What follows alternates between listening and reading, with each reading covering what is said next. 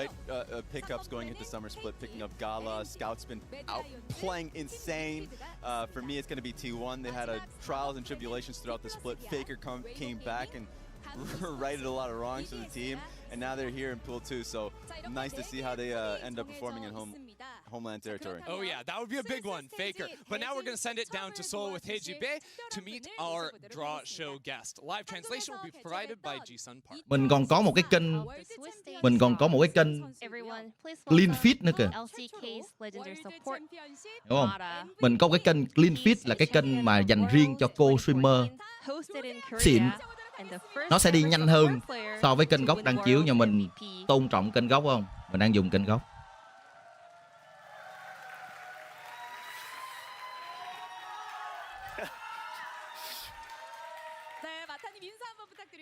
Một đời liêm khiết. Hello everyone. I'm Mara, former League of Legends professional player.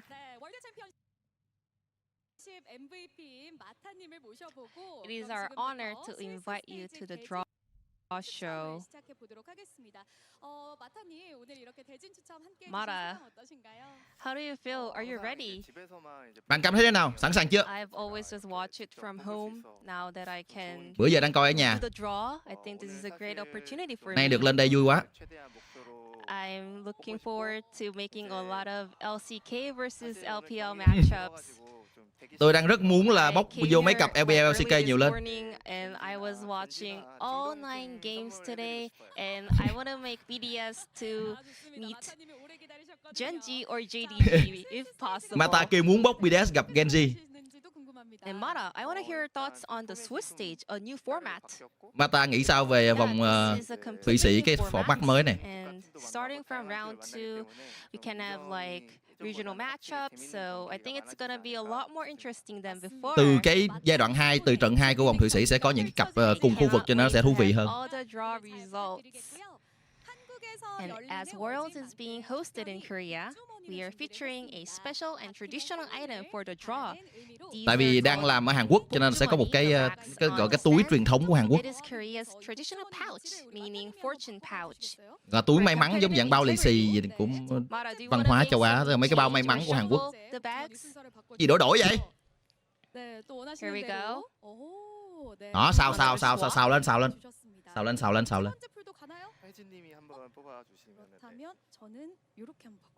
And then Heji also making some changes. MC kêu xào lên cho nó nhìn nó thật xíu. À quên, nhìn cho nó đảm bảo sự công bằng. Quên đây nè. Lỡ. Is there anyone in the audience who would like to join us as well? Everyone is being super quiet. Anyone want to make a change? Mời khán giả lên bốc kìa. Mời khán giả lên bốc đi kìa. Pool 2, number 1 and 3. They reset Mata's change. And last one? Mời khán giả lên bốc thiệt hả? Number 1 and 4. À, kêu khán giả đổi để cho nó công bằng nhất. Đổi 6 qua 6 lại. Let's get started. Khán giả đó sẽ chọn đổi qua đổi lại để cho nó công bằng. Pool 1, đây là những đội mạnh nhất. To see what we've got up here first, the first team of the Swiss stage draw. Mata, what's it gonna be? We're getting now. Gen.g chưa có gì hết anh em. Đây là bốc mức độ nhóm 1 thôi. Đây là bốc để rải vô thôi. Đây là bốc để rải ra thôi. Bốc để rải ra thôi. Slow and steady wins the race. Carried by Jovi. Pays. My boys NRG getting them there. Đây đang rải các đội ở Pool 1 thôi.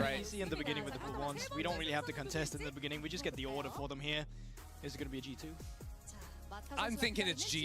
Đang rải thôi nè. Yeah, we're going pretty fast here. We're just blitzing through it. I absolutely love it, and it is G2. How did we know? We're just crazy. Wait, don't make it sound so sarcastic. No, it's not like that. It's not like that. I promise. I promise. Yeah, of course, G2 also the number ones, dominating pretty much all year long, apart from a small slip. Bull 1 đánh với Bull 4, Bull 2 đánh Bull 3. Din đâu? 1 đánh Bull 1 đánh Bull 4, Bull 2 đánh Bull 3. Gam hình như là Bull 2 thì phải.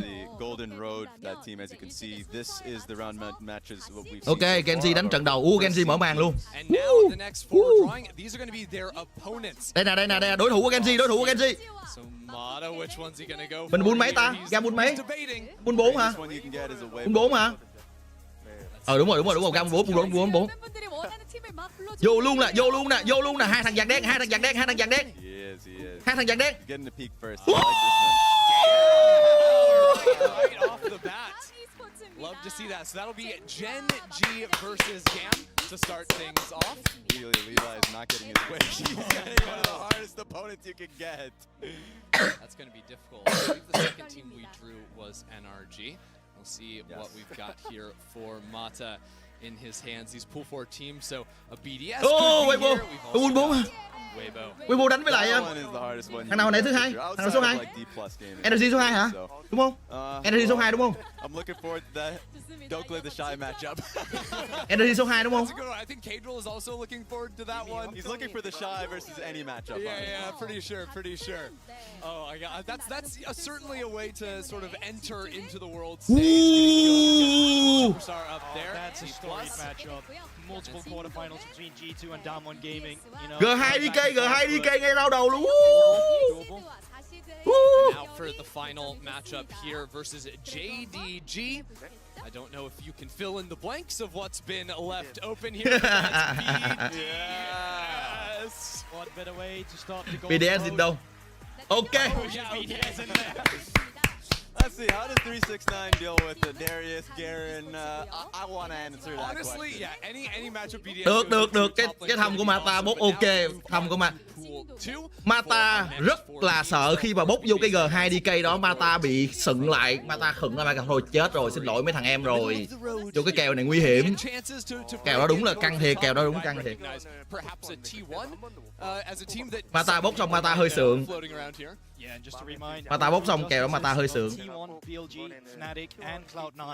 Just for a refresh of memory there. It's funny because T1 Fnatic C9 used to always be the group of death that we would draw. Thể thức là như thế này nha anh em. Ai mà thua trận đầu sẽ đánh với những thằng thua trận đầu. Ai thắng trận đầu sẽ đánh với những thằng thắng trận đầu. Đánh với những thằng có cùng hiệu số với mình. Sau khi thua đủ 3 lần là cút. Và khi tới những trận đấu cuối cùng là BO3. Nhớ nha, nhớ. Đây, T1 xuất hiện. Anh em nhớ thể thức nha.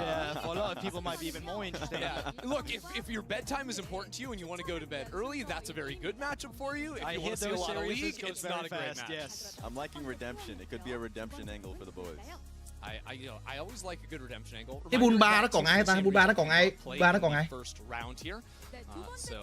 Bull 3 nó còn ai ngon? Move over into pool number 3, but that'll be Cloud9 coming in as the second match out of pool 2. Yeah, they were quite disappointed finishing second. Bull 3 nó cặp nào vui cho T1 không? Bull 3 nó. Bull 4.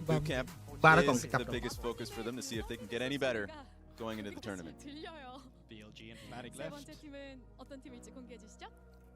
And it'll be BLG coming in from the LPL here. So now we don't have any matchups yet. We're just drawing the 4 teams first, and then the pool 3 teams will have to face off against Liên Ninh hả? Không, KT không được đánh. Vòng đầu tiên không có chung khu vực. Vòng đầu tiên không có chung khu vực. Cho nên là cái đội mà cứng nhất là Liên Ninh đúng không? Vòng đầu tiên không chung khu vực. So they are a bit of an unknown quantity. That will be the final matchup here between pool 2. Đội đầu tiên bốc này ra cái là ra liền nè.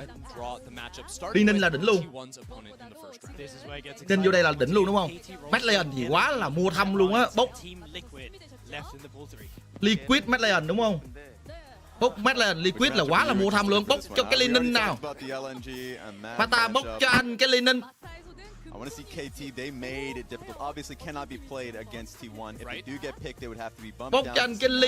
Something like that. T1 versus TL might be a little bit spicy. I'm sorry to put that on your mua thăm rồi. I'm crying. Who would be Mua thăm rồi. To draw right off the rip, but you're gonna, hey, if you want to win it all, you're gonna have to go through T1 at some point. You have to. Mua thăm rồi. Match up here. Who's it gonna be? The matchups there are exciting. Not against the answer. This is Mad Lions. So we do get an EU versus NA again. It's Cloud9 against Mad Lions. Hold on. T1 mua thăm rồi anh em ơi. That is Niski. That's a bit of a... Ooh, that's kind of a fun little matchup, isn't it? You'll love to see that. Niski versus the former team over in Cloud9. Couldn't have asked for a better one. Badland gặp Cloud9. Fnatic versus Team Liquid. That would have given us the perfect back-to-back NA versus EU. But the third team being drawn here by Mata will be LMG. So, They would have to face Fnatic, from my understanding, because Exactly. they cannot go up against BLG. Yes. Of course, again, if you are just joining us, teams from the same region cannot face off in the first Vòng đầu tiên không có chung khu vực được. Anything's game. First round not gonna happen. Vòng đầu tiên không chung khu vực được. Going up against BLG with the swap over to Fnatic and LMG. To close the draw, we will be sending it. Ôi, BLG KT đấm sớm luôn. BLG KT đấm nhau sớm luôn. Results. Ây da, Mata này, màu áo cuối cùng của Mata đó là T1, cho nên là bốc vô cái kèo này quá, bốc cái chén này quá thơm cho T1 luôn. Bốc cho KT cái kèo thúi ơi là thúi. Bốc cho KT cái kèo chua ơi là chua. With that, we have all the matches decided for Swiss round 1. Mata, Bốc are you cái kèo happy chua how le it chua turned lét out? luôn. I am very, very unhappy. I really wanted to make LCK versus LPL match. Nhưng mà nha, Still, các bạn biết cái gì không? BLG, those matches are gonna be pretty good. Đang hỏi Mata thấy sao, Mata kêu mấy cái này bốc cũng được. Then Mata, which match do you look forward to the most? Mong đợi trận nào nhất? G2 versus DK Siêu DK. and BLG versus KT. Mata đúng là cuối cùng là bây giờ là người của T1 đúng không? Bốc cho DK G2, xong rồi bốc cho KT, bốc KT Billy. Especially the top side of the map, you know. Bốc hai cái chén này hơi ấy nha, hai chén này hơi chua cho hai mấy anh em nha. Versus Keen will be so fun to watch. Thank you for your time, Mata. Yes. On to Bốc cái chén này hơi chua nha. Đâu rồi, chốt đâu rồi. Đây nè, bây giờ nó có một số tình huống như thế này nè. Rồi ok, chúng ta nói về thể thức nha. Nói về thể thức, đầu tiên mình nhắc lại thể thức cho các bạn một tí. Thể thức của vòng Thụy Sĩ. Đây là những cặp đấu đầu tiên. Sau khi những cặp đấu đầu tiên này kết thúc, thì đội nào thua trận đầu sẽ gặp một trong những đội thua trận đầu chung với nó. Đội nào thắng trận đầu sẽ đi lên nhánh thắng và gặp những đội thắng trận đầu chung với nó. Và nó sẽ là ngẫu nhiên. Không biết được đối thủ của mình tiếp theo là ai. Nó là ngẫu nhiên. Sau một round thì là bốc. Ngẫu nhiên hên xui. Là sẽ không biết trước được đối thủ của mình là ai. Đánh xong mới biết. Và nó là BO1. Mỗi đội sẽ có 3 mạng. Thua 2 trận đầu BO1 xong, tới trận cuối cùng, mạng cuối cùng ở nhánh thua, thì trận đó sẽ là BO3. Anh em nhớ kỹ nha. Khi xài hết 2 mạng tới cái mạng cuối cùng, kích cái này không biết là cái ngọc gì mà không biết, kích cái lõi gì không biết, nhưng mà khi mà tới cái mạng cuối cùng là được đánh BO3. Tới trận Elimination Match là được đánh BO3. Còn 2 cái mạng đầu tiên là BO1. Khi nào tới đứng trước ngưỡng cửa là bị loại hoặc là đi vào vòng trong sẽ thành BO3. Đó là thể thức của vòng Thụy Sĩ. Và sau khi đã xong cái trận BO3 nhánh trên đó thì là vô. Cứ vô cái trận cuối cùng là BO3. Còn cái 2 trận trước đó BO1. Thì đó là cái thể thức căn bản của Thụy Sĩ. Thì chúng ta đang có một cái tình cảnh là BLG hoặc KT có thể thua. Và mấy thằng nào mà thua round đầu, mấy thằng thua round đầu có khả năng bú vô luôn KT với BLG luôn. một trong hai thằng này sẽ xuống nhánh thua ngay qua round 2. Qua round 2 luôn. Round 2 một trong hai này đi xuống dưới đó. Thì ví dụ một thằng nào đó thua, xong rồi trận tiếp theo gặp BLG với lại KT. Thấy nó cũng mũ. DK với Jichu, thực ra DK với Jichu trận này cũng ngang. Thì đó là những cặp nào mà hai mấy này mà xuống nhánh thua là cũng thấy là mũ. 4 thằng nào trong 4 thằng này xuống nhánh thua là nhìn nó cũng mũ. Đó, phút xanh nha. Đó. Thì đó là cái thể thức. Rồi nhánh thắng thì ai thắng là vô nhánh thắng. Tức là chúng ta có thể có cái cặp mà gen.g với lại Jindong rất là nhanh ở ngay vòng 2 luôn. Jindong và gen.g có thể nắc nhau ngay vòng 2 luôn. Khi nếu như hai thằng thắng. Hoặc là gen.g T1 gặp nhau ngay vòng 2 luôn. Nếu như tụi đó cùng thắng và tới bốc thăm ngẫu nhiên dính nhau. Khi bắt đầu lên nhánh thắng hết rồi thì nó là hên xui. Và khi qua tới vòng 2, từ vòng 2 trở đi thì là cùng khu vực đánh với nhau được rồi. Trừ vòng 1 thì tới vòng 2 cùng khu vực sẽ đấm nhau được. Tới vòng 2 là bắt đầu đấm nhau cùng khu vực được rồi. Đó. Cho nên đây là thể thức rất khó đoán. Tại vì chúng ta không dự đoán được là các cặp đấu nó sẽ như thế nào. Các bạn không có đủ nhiều thời gian và chẳng có cơ sở nào để chuẩn bị cả. Đùng cái đánh xong là bốc thăm là biết đối thủ của mình trận sau là ai. Đó. Thì là cái cơ bản vòng Thụy Sĩ nó sẽ là như thế này. Thì anh em có muốn mình làm nhanh cái dự đoán không? Hay thôi để buổi stream sau nha. Buổi stream sau thì mình sẽ làm một cái dự đoán vòng Thụy Sĩ rau đầu. Chúng ta còn tới mấy ngày nghỉ lận. Stream sau. Nghỉ. Nay stream 9 tiếng rồi. What?